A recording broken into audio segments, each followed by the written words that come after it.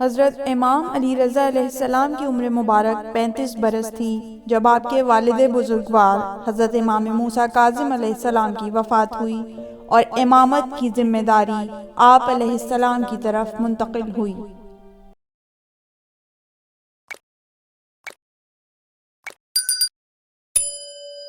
امام موسیٰ کاظم علیہ السلام نے عراق میں قید کیے جانے سے پہلے ہی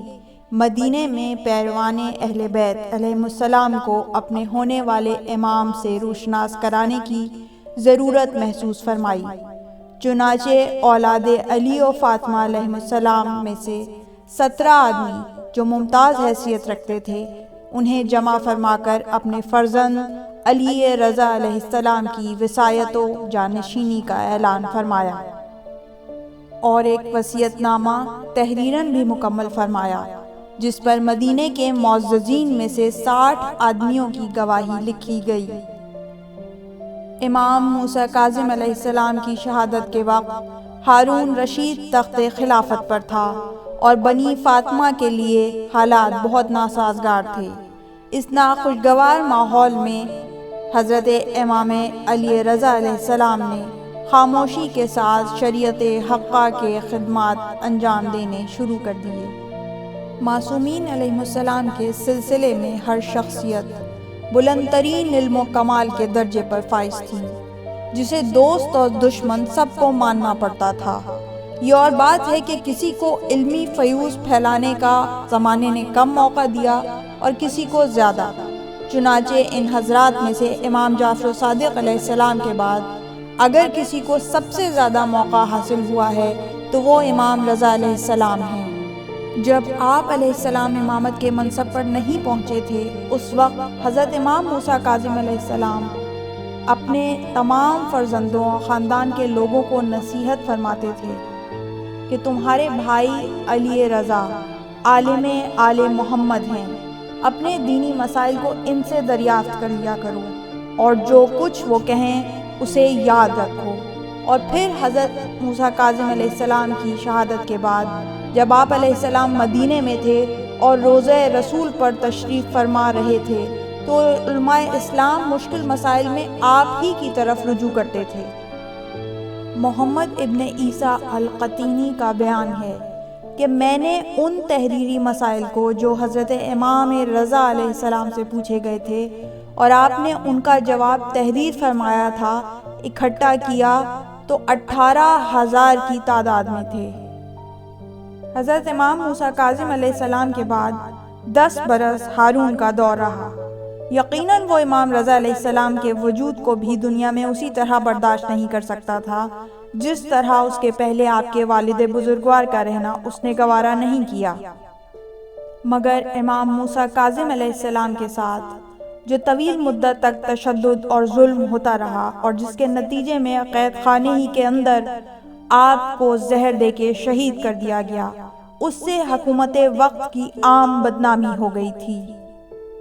جس کی وجہ سے کھلم کھلا امام رضا علیہ السلام کے خلاف کوئی کارروائی نہیں کی گئی۔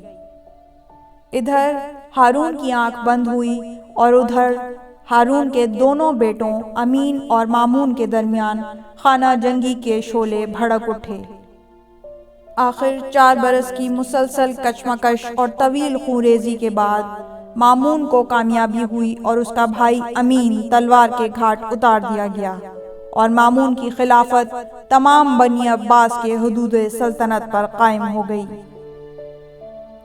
امین کے قتل ہونے کے بعد سلطنت تو مامون کے نام سے قائم ہو گئی،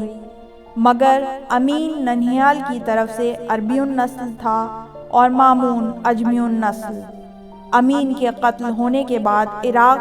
کی عرب قوم اور ارکان سلطنت کے دل مامون کی طرف سے صاف نہیں ہو سکتے تھے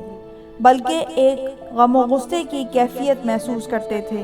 دوسری طرف خود بنی عباس میں سے ایک بڑی جماعت جو امین کی طرفدار تھی اس سے بھی مامون کو ہر وقت خطرہ لگا ہوا تھا۔ امین کے قتل کے بعد مامون عرب قوم پر اور بنی عباس کے خاندان پر بھروسہ نہیں کر سکتا تھا اور اسے ہر وقت اس حلقے سے بغاوت کا اندیشہ تھا، تو اسے سیاسی مصلحت اسی میں معلوم ہوئی کہ عرب کے خلاف عجم اور بنی عباس کے خلاف بنی فاطمہ کو اپنا بنایا جائے۔ اسی سیاسی مصلحت کے پیش نظر مامون نے بڑی چالاکی اور عیاری سے اپنی شیعت اور ولائے اہل بیت علیہم السلام کے چرچے عوام کے حلقوں میں پھیلانے شروع کر دیے۔ اس سلسلے میں جیسا کہ جناب شیخ صدوق نے تحریر فرمایا ہے، اس نے اپنی نظر کی حکایت بھی نشر کی کہ جب امین کا اور میرا مقابلہ تھا اور بہت نازک حالت تھی، اور عین اسی وقت میرے خلاف سیستان اور کرمان میں بھی بغاوت ہو گئی تھی اور خراسان میں بھی بے چینی پھیلی ہوئی تھی اور میری مالی حالت بھی ابتر تھی اور فوج کی طرف سے بھی اطمینان نہ تھا، تو اس سخت اور دشوار ماحول میں نے خدا سے التجا کی اور منت مانی کہ اگر یہ سب جھگڑے ختم ہو جائے اور میں خلافت تک پہنچوں تو اس کو اس کے اصلی حقدار یعنی اولاد فاطمہ میں سے جو اس کا اہل ہو اس تک پہنچا دوں گا۔ اسی نظر کے بعد سے میرے سب کام بننے لگے اور آخر تمام دشمنوں پر مجھے فتح حاصل ہوئی۔ یہ واقعہ مامون کی طرف سے اس لیے مشہور کیا گیا تاکہ اس کا عمل خلوص قلب اور حسن نیت پر مبنی سمجھا جائے۔ یوں تو اہل بیت علیہم السلام کے جو کھلے ہوئے سخت سے سخت دشمن تھے، وہ بھی ان کی حقیقت اور فضیلت سے واقف تھے ہی اور ان کی عظمت کو جانتے تھے، مگر شیعت کے معنی صرف یہ جاننا تو نہیں ہے بلکہ محبت رکھنا اور اطاعت کرنا بھی ہے، اور مامون کے طرز عمل سے یہ ظاہر ہے کہ وہ اس دعوے شیعت اور محبت اہل بیت علیہم السلام کا ڈھنڈورا پیٹنے کے باوجود خود امام علیہ السلام کی اطاعت نہیں کرنا چاہتا تھا، بلکہ امام کو اپنی منشا اور ضرورت کے مطابق استعمال کرنا چاہتا تھا۔ یہی وجہ ہے کہ آپ کو جبراً ولی عہد بنانے کے بعد آپ علیہ السلام کے تمام اختیارات کو بالکل سلب کر دیا گیا اور آپ کو مجبور بنا دیا گیا تھا۔ اس لیے یہ بات اچھی طرح سمجھ لینی چاہیے کہ امام علی رضا کی ولی عہدی کی تفویض بھی ایک حاکمانہ تشدد تھا جو اس وقت شیعت کے بھیس میں امام علیہ السلام کے ساتھ کیا جا رہا تھا۔ امام علیہ السلام کا اس ولی عہدی کو قبول کرنا بالکل ایسا ہی تھا جیسے ہارون کے حکم سے امام موسیٰ کاظم علیہ السلام کا جیل چلے جانا۔ اسی لیے جب امام رضا علیہ السلام مدینہ منورہ سے خراسان کی طرف روانہ ہو رہے تھے تو آپ علیہ السلام کے رنج و صدمے اور اضطراب کی کوئی حد نہ تھی۔ روضہ رسول صلی اللہ علیہ وآلہ وسلم سے رخصت ہونے کے وقت آپ کا وہی عالم تھا جو حضرت امام حسین علیہ السلام کا مدینے سے روانگی کے موقع پر تھا۔ اس طرح کی مزید تحقیقی، علمی اور تاریخی ویڈیوز دیکھنے کے لیے چینل کو سبسکرائب کیجیے اور بیل آئیکن پہ کلک کیجیے۔